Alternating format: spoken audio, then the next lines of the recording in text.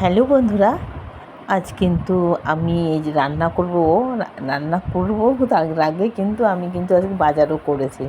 আমি বলি না আমি বাজার করি না, সাধারণত বর করে, তাও একটু কুচো মাছ খাবার ইচ্ছে ছিল বলে বাজারে গেছি। কেননা আমাদের যেহেতু রাতে বাজার হয়, রাতে মূলত কুচো মাছ, চচ্চড়ির মাছ এগুলো খুব একটা পাওয়া যায় না।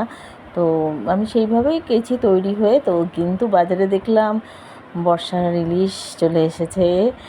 আর ইলিশ মানে সবার প্রথম কয়েকটা দিন ইলিশ খেতে ভালো লাগে।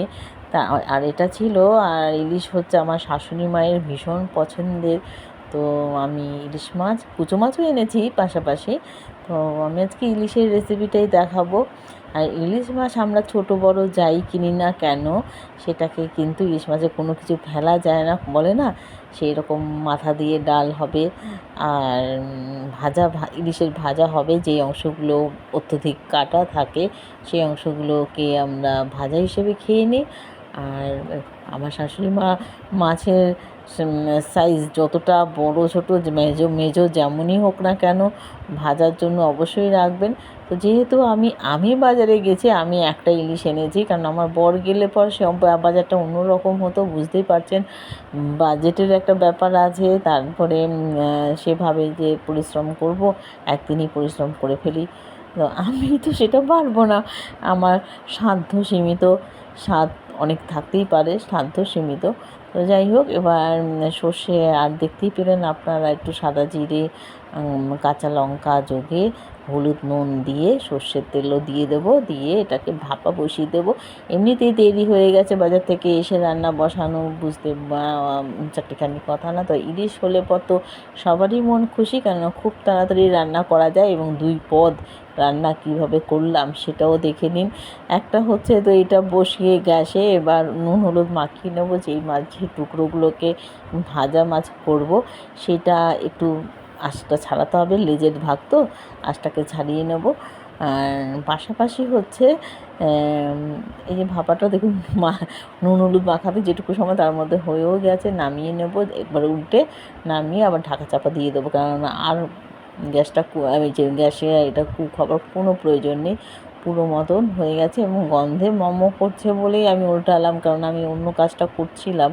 তো হয়ে গেছে, যখন নামিয়ে ফেলি ইলিশ একদিকে যেরকম একটু ব্যয় সাপেক্ষ, তার কিন্তু পাশাপাশি তার রান্না করার উপাদান বলুন বা যেমন খুশিভাবে করতে পারেন, খুব তাড়াতাড়ি কুক হয়ে যায়, গ্যাস বাঁচায়, সময় বাঁচায়।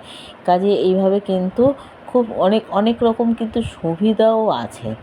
তো যাই হোক, এটা হয়ে গেল, এবার এটাকে নামিয়ে নেওয়ার পালা। আর ভাজা মাছের জন্য আমাকে কড়াই বসাতে হবে।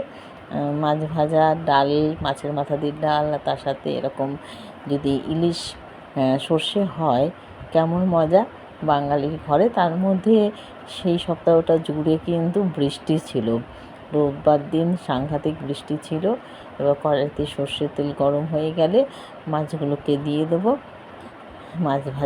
মাছটাকে আমি আপাতত একটুখানি উল্টে পাল্টে নিয়ে রেখে দেবো, কেননা মাছটা গরম গরম আবার যখন ভাতের পাতে দেব, সেই সময় যদি মাছটাকে আরেকবার যদি সেকেন্ডবার ভেজে নেওয়া যায়, তার স্বাদ কিন্তু আরেকটু ভালো থাকে। আজ এই পর্যন্তই। ভিডিও খুব বেশি বড় নয়, দেখে নেবেন, স্কিপ করবেন না। ভালো থাকবেন, সঙ্গে থাকবেন, সুস্থ থাকবেন। আর মন ভালো রাখার জন্য যদি কখনো মনে হয় উঁকি মারতে, আবার সকালে যে লাইভগুলো করি সেখানে দেখে নেবেন, যখন সময় পাবেন। সকালে সময় না পেলে পরবর্তীকালে যখন ভিডিও আকারে যায় সেটা দেখে নেবেন, ভালো লাগবে। অনেক গল্প আছে, আর সেই গল্পগুলো নিজেদের শুনতে ভালো লাগবে, বাড়ির খুদেদের শোনাতেও ভালো লাগবে। টাটা, বাই বাই, সুস্থ থাকুন, ভালো থাকুন, আমার সাথে থাকুন, পাশে থাকুন। আর যদি ভালো লাগে শেয়ার করবেন। আর তার সাথে একরাশ ভালোবাসা, বড়দের জন্য প্রণাম, শুভেচ্ছা সব জানিয়ে আজকের রান্না এর মধ্যেই শেষ হয়ে গেল। Tata, bye bye.